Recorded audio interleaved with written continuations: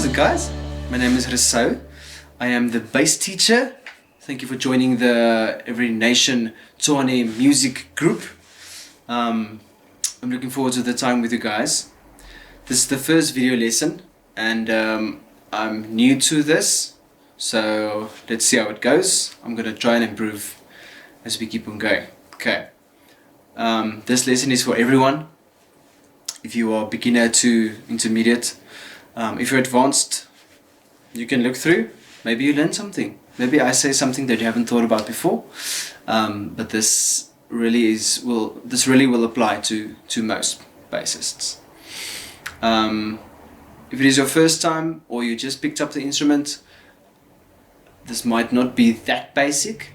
If you are that guy, please let me know in the WhatsApp group and we'll take it from there. The lessons will be structured as follows. We'll do a little technical section first, learn some skills and tricks and get your technique right. Then we'll move on to listening exercises. Then we will look at a song and then we'll look at some theory. Alright, let's hit it. So the first thing we're going to look at is technical exercise. Before we get into that, first is you need to start to learn the notes on your fretboard. So for you guys at home, this is your fretboard. Da-da-da! This thing with all the blocks and lines that you press on. Okay.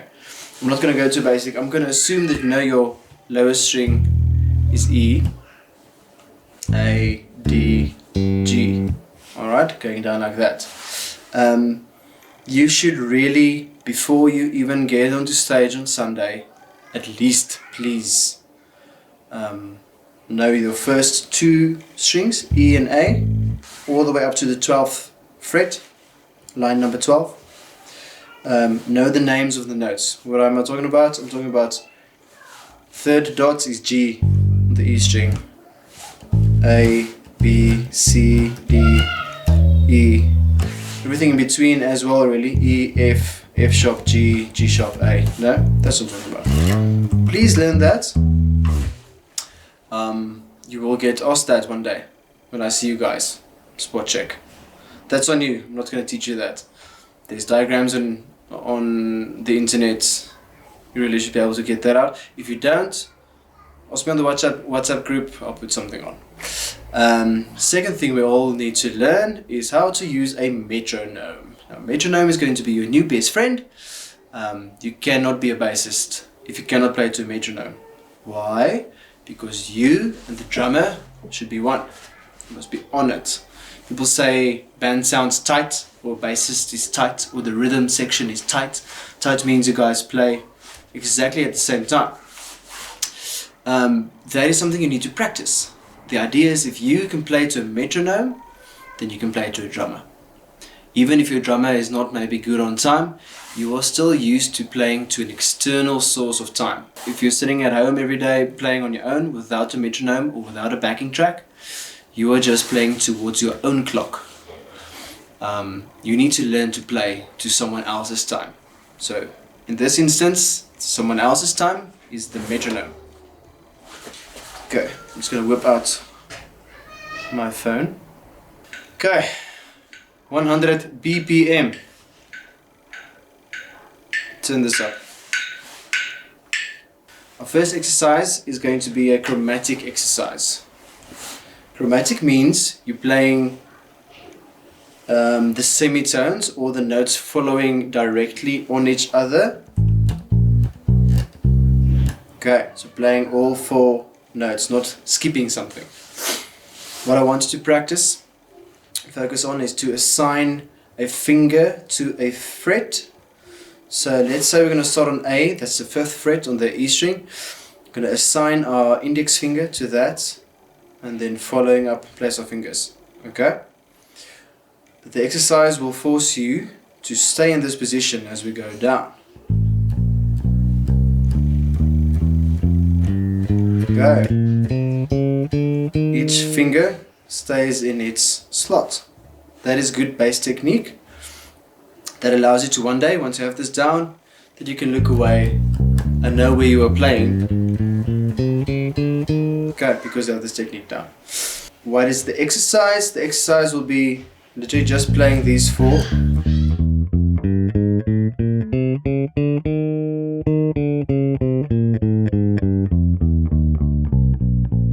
Okay, now if you played bass for a while, you might say, ugh, this is too easy.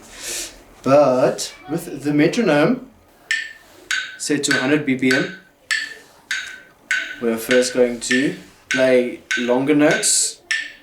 So 4 beats on a note.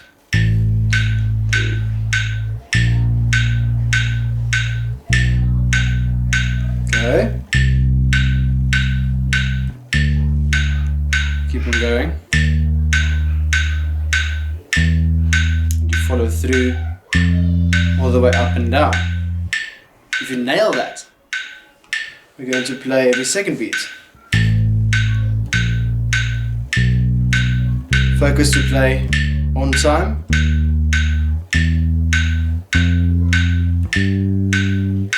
Not miss it. We don't want fret buzz. The notes nice and clean. We don't want stops. Don't want that. We want long, nice, flowing notes. Okay. Once you feel you've nailed that, we'll go to each beat.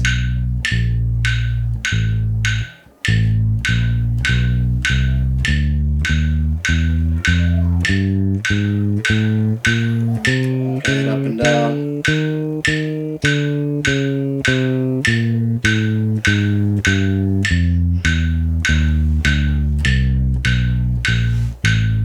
Okay. If you feel it's easy, you can move up the time as you go. Remember with the metronome, you need to nail it first before you move up your time. Don't practice too fast. If it's too fast for you, slow it down. Problem with that is if you, with practicing too fast, is if you make a mistake, you're going to keep on making a mistake and you're actually going to learn your mistake. We don't want that. So that's technical for lesson 1. It's very easy, but just do it properly and you will get something out of it. Okay. Next thing we're going to do is we're going to do a listening exercise with our ears. So the song that we're looking at is Ain't No Sunshine by Bill Withers. Let me get that. It's a very well-known song. It's nice and short, 2 minutes long. Now, what are we going to do in this listening exercise? We're going to learn how to chart a song eventually. But now we're just going to start counting, see where the sections are and how long each section is. This is important for a couple of reasons. If you did this beforehand with a song, imagine you go on Wednesday or whenever you guys rehearse to rehearsal, and you actually looked at the songs and you know the structures beforehand. Then whenever the worship leader says, let's just first try the bridge, guys, then what is the bridge? You must know that. And how long is each little section, especially when things get technical. You want to know exactly where you are, how long it is. It's a foundation of each song. It's kind of your roadmap. So the most important thing when learning a new song, any song, even if you have heard it before but you haven't played it before, is to listen to the entire song without playing. Ideally, you would put down your bass and listen to the whole thing. Okay, I'm not going to sit here and listen to the whole thing now with you. What we are going to do though, is we're going to count this song. We'll just talk about the counts and talk about the sections while listening to the song.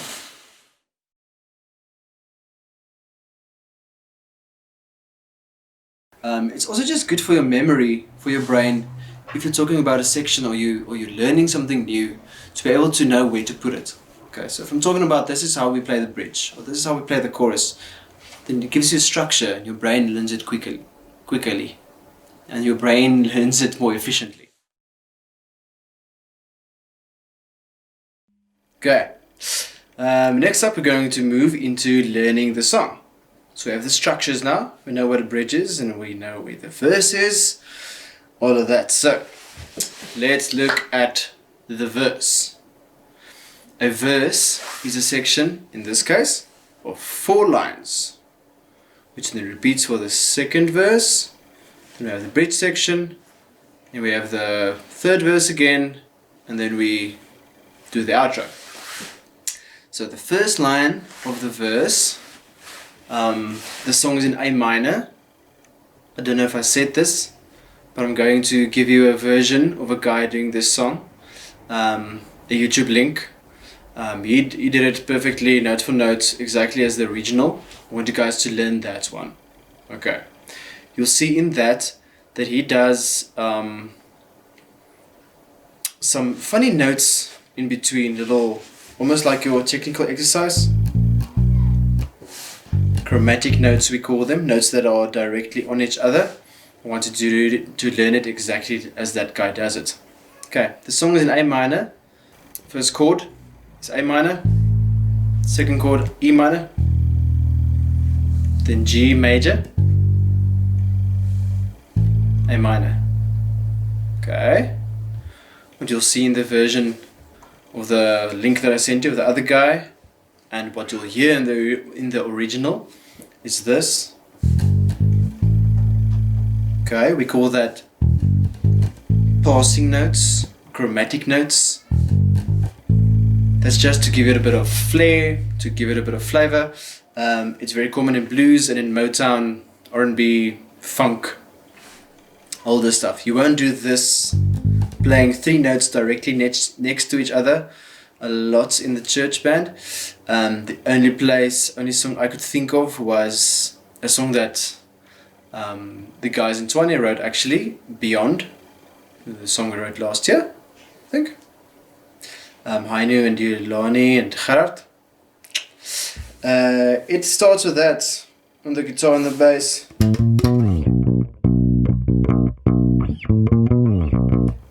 There it is. Okay, that's just a little interesting bit there. Back to Ain't No Sunshine. That's the first line. Then it repeats. Then it goes to E minor, to the D major, or D minor. Okay, that's roughly it. I am playing it off memory now. Please do it note for note as the guy in the song does it, because we're going to continue to look at the song a little bit, reference it.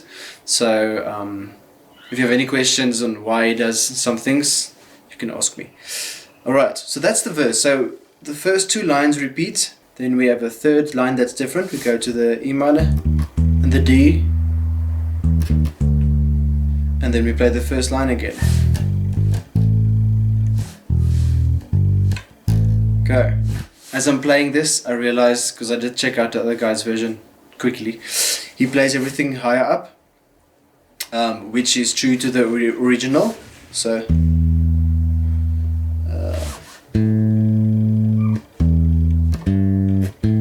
that's that. Okay. Please learn it like that. I know I just played it the wrong way. Once you have it down, you can move between the 2 to color it in. Okay. Alright, that's the verse. Then that verse repeats. The bridge we don't play. Third verse, you do the same thing. Outro, same thing as the first line in the verse. Anytime she goes away, anytime she goes away, and anytime she goes away. Okay, that repeats until we're done. Okay. This is a rough overview. I'm not going to go into the song exactly. You have the other version for that. So between checking out other people's versions, a chord chart, and you structuring the song beforehand, writing out how many bars each little section is of the song, you must be able to learn a song exactly and to play it again exactly. Make sense? I think so. Let me know. This is the first lesson. It's going to be a trial and error. I've never done a video lesson before, so if I'm going too fast or if you think I'm taking big leaps, please don't be afraid to ask me anything on the WhatsApp group. Okay, that's that for the song. We're going to look at it continuously and get it perfect. We will do another song in the next lesson as well, or start with it at least. Then our last little bit will be theory. Yay! Okay, theory is a scary word. For today we're going to start off with the easiest part, and where everything starts we call it the major scale. The major scale is a sequence of notes that we use as the basis or the foundation of all other, or most other contemporary theory. Contemporary, big word. Just call it Western music theory. The major scale is 7 notes. Let's say we play it in G. The major scale is also the do, re, mi, so, fa, la, ti, do. I can't hear my bass while I'm doing this, so I hope I was pitching. Okay. At this stage, even if it doesn't make sense to you, just learn this shape. I'll put that in the video. Learn this shape. So we have G, it's the 3rd fret on the E string, A, fret number 5, B, fret number 2 on the A string, C, fret number 3, fret number 5, then on the D string, fret number 2, here, the 4th fret, very important, and then on the 5th fret on the D string, G again. These 2 notes are the same. We call that an octave. That's the basic shape. There's more ways to play this. The major scale is not only a shape, it's actually a sequence of notes. On bass we play it as a shape. We'll get into it in more detail. For now, please just learn this shape. Play it back up again. Play it with your fingers in the right positions. This is getting technical again. So don't move, don't do this. I don't want that. Use your pinky, don't do this either. That's disgusting, don't do it. You must learn to play with the pinky. So you'll see each finger stays in its little position. Important when you learn this scale, play it to a click. Say for instance 100 beats per minute.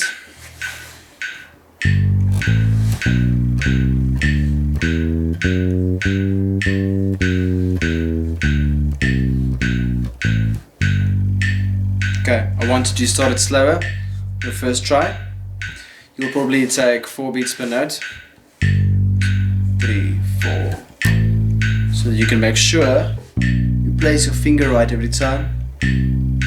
Okay. Get it smooth.